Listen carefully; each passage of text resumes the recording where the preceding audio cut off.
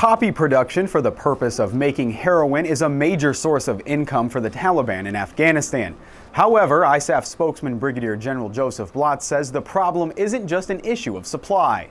An issue that is from time to time brought up by the Afghans themselves, whom we, press and ask to do more against poppy. Then they turn around and say, what about the demand in your countries, in the US, in Europe? Your young people ask for drugs that is being grown here. So we must not concentrate just on Afghanistan, but also need to do something in our countries. General Blotz also noted how complex an issue it is stopping heroin production due to the fact there is demand for these drugs outside of Afghanistan.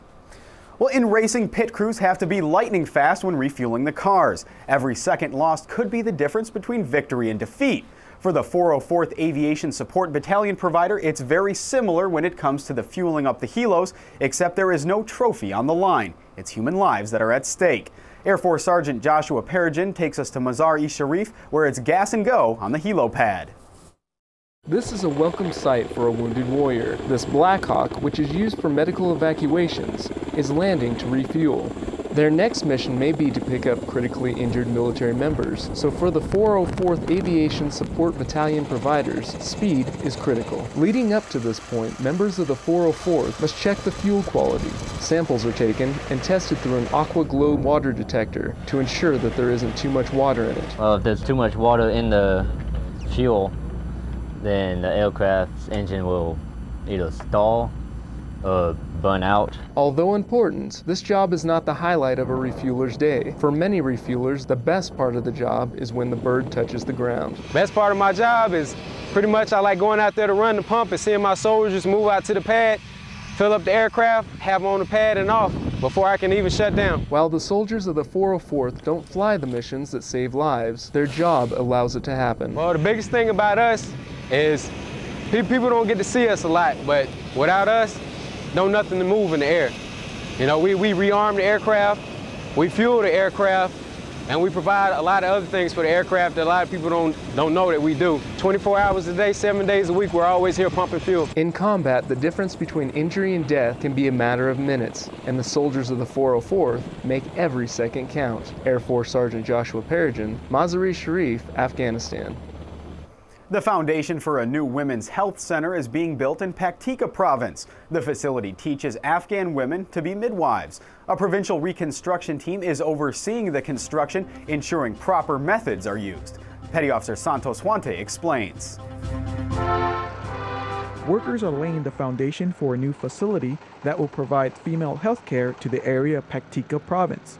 The Women's Health Center will train Afghan women as midwives and create employment opportunities for them. The Women's Health Training Center is a project that being constructed for midwife program. So it's going to be a hospital to give birth, plus they're going to teach midwives how to do this so they can expand across the province. Since 2009, finding a suitable location for a center was a top priority for the local government and the Paktika Provisional Reconstruction Team. Now that groundwork is being laid, the PRT hopes for women's health care and infant mortality will grow. This is an $800,000 job, which is one of our biggest vertical projects going. Barring any complications, it should be done in approximately 12 months from now. While the center will teach Afghan women once it is completed, as it is being built, the PRT is mentoring local contractors and workers in proper construction.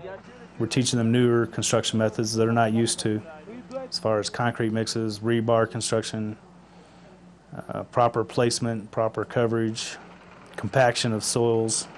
For some of the local construction companies being formed, these modern building techniques can greatly increase the longevity of facilities like the Women's Health Center. Real high expectations out of our contractor. He is a contractor we started from a very small renovation project and building him up along the way. Capacity building is one of our missions here. And this is the biggest project he's done for us to date, and so far he's doing a very good job. Reporting from Forward Operating Base Sharana in Paktika Province, Afghanistan, I'm Petty Officer Santos Huante. That's a look at what's happening downrange. Remember, you can download or watch these stories anytime on demand at pentagonchannel.mil.